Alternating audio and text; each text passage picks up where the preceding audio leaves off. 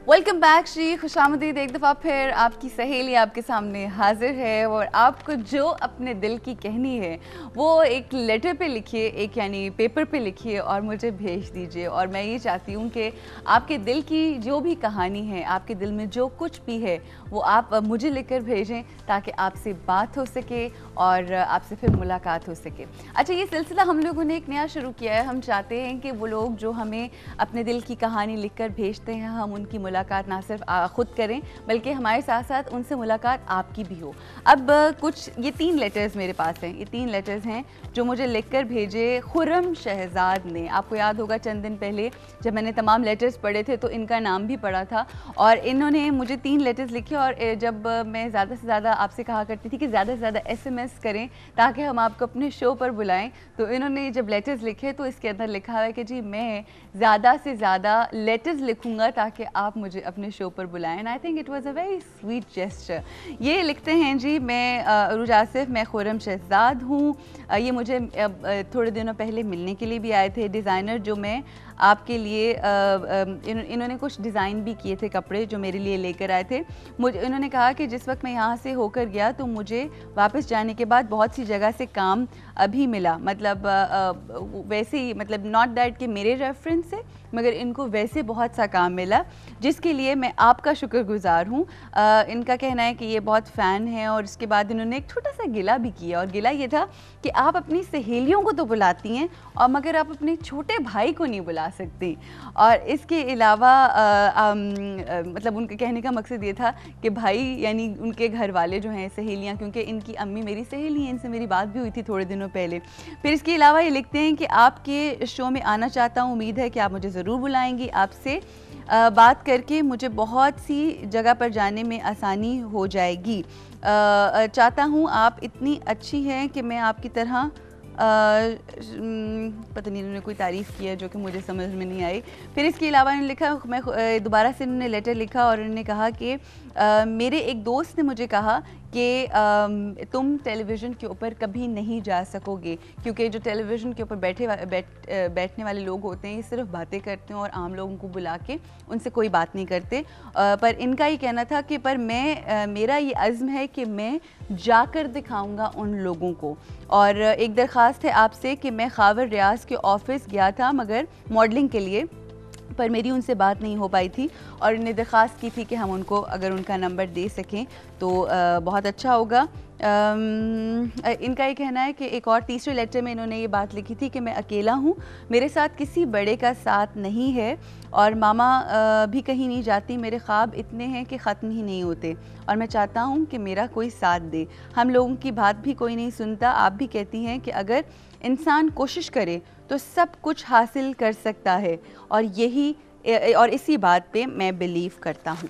जी, ये है वो खुर्रम शहजाद की कहानी जिन्होंने अपनी ज़िंदगी में बहुत मेहनत भी की है। और इसके साथ साथ मैं बताती चलूँ कि ये बहुत छोटे थे जब इनके वालिद साहब जो इनको छोड़कर चले गए थे और बहुत मेहनत से, बहुत डेडिकेशन के साथ, बहुत बहादुरी के साथ इन्होंने ज़िंदगी का मुकाबला किया है और आज हमारे साथ मौजूद हैं खुर्रम शहजाद। अस्सलाम वालेकुम, कैसे हैं आप? सबसे पहले तो Khurram welcome to the show. और बहुत शौक था आपका कि आप आके इस तरह से शो पे बैठो, लोगों से बात करो और बहुत अच्छे फ़ैशन डिज़ाइनर हैं, खाना भी बहुत अच्छा बनाते हैं और पता नहीं क्या क्या कुछ करते हैं, ये अभी हम पूछते हैं। मगर सबसे पहले हम यहाँ से स्टार्ट करेंगे कि मुझे याद है जब आप फर्स्ट टाइम मुझे मिलने के लिए आए थे तो आपने मुझे कहा था कि आपके एक दोस्त हैं जो आपको ताने देते हैं और वही कहते हैं कि तुम कभी टेलीविज़न के ऊपर जाके नहीं बैठ सकोगे। Is that true? यस। तो ये कौन था वो दोस्त आपका? ये मेरा बहुत बेस्ट फ्रेंड है, अभी भी है। अच्छा। वैसे तो मैं मुश्किल वक्त में मेरे काम आता है, लेकिन जब मैंने कहीं जाना हो, मेरी तरक्की का हो इस तरह, तो वो एकदम कह देते हैं आप नहीं जा सकते, आप में वो गट्स ही नहीं है, आप में गट्स नहीं है। जी। अच्छा, तो ये कैसा दोस्त है जो आपको कहता है कि आपको तरक्की के रास्ते पर जाता हुआ देख के आपको कहता है या लेट डाउन करता है या डिस्करेज करता है, ये कैसा दोस्त है? फिर बेसिकली मैं उसका दोस्त हूँ, मुझे वो नहीं लगता, लेकिन फिर भी मैं जो हूँ उसके साथ ऐसे चल रहा हूँ जैसे साया होता है उसका, बिल्कुल उसके साथ चल रहा हूँ मैं। तो आपके कहने का मकसद ये है कि आपकी तरफ से इस कदर दोस्ती है कि वो चाहे आपको बुरा भला कहे, चाहे आपको डिस्करेज करे, उसके बावजूद आप अपनी दोस्ती निभा रहे हो उसके साथ। जी, एक दिन उसको मेरी कदर आएगी, इस वक्त नहीं है लेकिन एक दिन वो ज़रूर मेरे पीछे कितनी आएगा। खूबसूरत बात है। आपके कहने का मकसद ये है कि इफ़ आई एम रॉन्ग मुझे करेक्ट करना, आपके कहने का मकसद ये है कि आप अपनी अच्छाई जो है वो जारी रखो, अपने ज़र्फ को ऊपर करके, वो जो करता है वो उसके साथ है। मगर ऐसा नहीं होता कई दफ़ा जब आप जैसे लोग जो बहुत तरक्की करना चाहते हैं, बहुत आगे जाना चाहते हैं, अगर ऐसा कोई आपकी ज़िंदगी में हो जो आपको डिस्करेज कर रहा हो, उसकी वजह से तो फिर आप डिस्करेज हो जाते हो और शायद पॉजिटिविटी उस तरह से रहती नहीं ज़िंदगी के अंदर। बिल्कुल आप ठीक कह रहे हैं, लेकिन मेरा मानना यह है कि अगला अगर आपको कहता है कि आप यहाँ नहीं जा सकते तो वो उसको एहसास दिला रहा है कि आप जाओ यहाँ पे।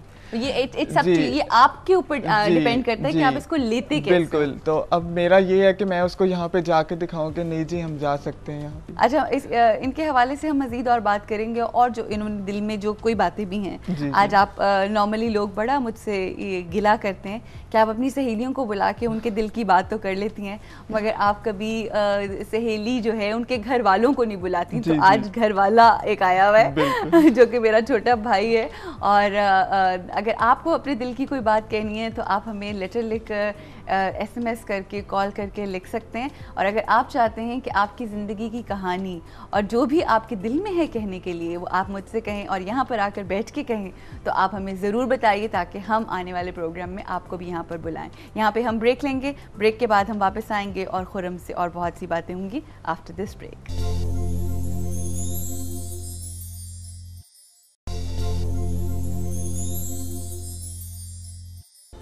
जी, वेलकम बैक। खुर्रम शहजाद हमारे साथ हैं और अपनी ज़िंदगी की कहानी। अच्छा जी खुर्रम, मुझे बताएं कि ज़िंदगी में आपने कहा कि मदर आपकी इंस्पिरेशन थी, ठीक है, और आपके अलावा और कितने बहन भाई हैं? मेरी एक सिस्टर है। अच्छा, सिस्टर है। मुझे बात बताएं कि आप बहुत छोटे से थे, you were in 7th class जब अब फादर आपको छोड़ के चले गए थे, और उसके बाद उनका कोई कांटेक्ट नहीं है? वो कॉल करते हैं? जी कॉल करते हैं, वो भी अब ड्रॉप है। अब वो भी नहीं आती, तो मिस करते हो फादर को? बिल्कुल सही जी। तो क्या कभी पूछने की कोशिश की, कभी जानने की कोशिश की कि वो क्यों नहीं? हाँ जी, हम करते हैं उनको कॉल, कभी मिल जाती है कभी नहीं मिलती, कभी कांटेक्ट हो जाता है कभी उनसे नहीं होता, कभी नहीं हो पाता। तो जिस वक्त नहीं हो पाता तो कभी होता है कि बहुत ज़रूरी बात करनी है? हाँ बिल्कुल होता है। अच्छा, ऐसे जो अभी हमारे कुछ दिन पहले हमारी एक और सहेली आई हुई थी, उनके साथ भी यही कहानी थी कि इस तरह से उनके वालिद साहब, उनकी तो माँ की इंतकाल कर गई थी। तो क्या कहना चाहोगे ऐसे बापों को, ऐसे वो वालिद साहब जो कि बहुत सारे ऐसे होंगे दुनिया में, उन्हें कुछ कहना चाहोगे कि क्या आप बच्चे क्या गो थ्रू करते हो अगर आपके बाप जो हैं इस दुनिया में हों मगर ना हो? बिल्कुल, मैं यही कहना चाहूँगा कि बच्चों का एक गोल्डन टाइम होता है जो अपने पेरेंट्स के साथ, दोनों के साथ मिलके वो गुजारना चाहते हैं, और जब एक पेरेंट्स में एक हिस्सा मिसिंग हो तो वहाँ पे इंसान को काफ़ी उसकी कमी फील होती है। तो पेरेंट्स, ख़ासकर वालिद को तो यही कहना चाहूँगा कि वो हमेशा अपने बच्चों के साथ रहें ताकि वो उनकी सपोर्ट भी बने। जो लोग उनको बातें करते हैं कि आपके वालिद साहब नहीं है, ये नहीं है, वो नहीं है, वहाँ पे आके वो वहाँ पे जवाब दें उनको। तो यही कहना चाहूँगा कि हर वक्त अपने बच्चों के साथ रहें। अच्छा, और अगर आपके वालिद इस वक्त आपको कहीं देख रहे हो जी, तो उनसे कोई शिकवा शिकायत करना चाहोगे? शिकवा तो नहीं, बस यही कहूँगा कि वापस आ जाएं जहाँ पे भी हैं, और हम मिस कर रहे हैं उनको बहुत ज़्यादा। और अगर आ गए तो फिर उसी तरह से नॉर्मल जिंदगी गुजरनी शुरू होगी या पहले कोई लड़ाई शड़ाई होगी? नहीं, लड़ाई तो नहीं होगी, अच्छी गुजरेगी। अच्छी गुजरेगी। Thank you so much for coming. और जाने से पहले अगर अपनी माँ, जो आपकी माँ जिनकी वजह से आज यहाँ पर आप मौजूद हो और जिनकी वजह से, उनकी दुआओं की वजह से जिस तरह से आगे आप बढ़ रहे हो, कुछ उनसे अगर कहना चाहो तो? मैं यही कहूँगा कि अगर कभी कोई मेरे से गलती हो गई हो तो उसके लिए मैं एक्सक्यूज़ करता हूँ, और I love you always. That's so sweet, that's precise to the point and very clear. यहाँ पे तुम क्लियर हेडेड हो कि कहना क्या है माँ को। But wish you all the luck Khurram. और कोई दिल में बात है जो कहने वाली रह गई है? आपका बहुत बड़ा फैन हूँ। अच्छा, sweet, thank you so much. आप खुद बहुत अच्छे हो और बस मेरी दुआ है कि आप आगे पहुंच जाओ, ठीक है? you. और तो कोई दिल की नहीं ना रही? नहीं बस गुड, वेल डन, एक्सीलेंट जी। ब्रेक लेंगे यहाँ पे और इसी तरह से हम चाहते हैं कि आप अपने दिलों की मुझसे कहिए, क्योंकि मैं आपके दिल की सुनने के लिए यहाँ पर मौजूद हूँ। क्योंकि कहा यह जाता है कि आजकल का जो ज़माना है वो इस कदर सतही हो गया है, इतना मटीरियलिस्टिक हमारी अप्रोच है टुवर्ड्स लाइफ कि हमें बस ये है कि बस हम नफ्सा नफ्सी का आलम है, हमारा ये काम हो जाए, ये हो जाए। इस ज़माने के अंदर हम चाहते हैं कि थोड़ा सा डिफरेंस कहीं हम कर सकें, किसी की बात सुन सकें, और अगर किसी की बात सुन के हम कुछ उसके हवाले से कर सकते हैं तो वो भी हमारी कोशिश है। मगर बड़ी मुखलसी से आपकी बात सुनेंगे, उसको समझेंगे, और ये मेरा आपसे वादा है। तो यहाँ पे हम ब्रेक लेंगे और इंशाल्लाह जब वापस आएंगे तो एक ऐसी अमेजिंग सिंगर हमारे मुल्क की जिन्होंने ना सिर्फ पाकिस्तान में बल्कि इंटरनेशनली बहुत नाम कमाया, and we all are very proud of her. उनका नाम क्या है उसके लिए तो आपको इंतज़ार करना पड़ेगा। So I will see you after this short break.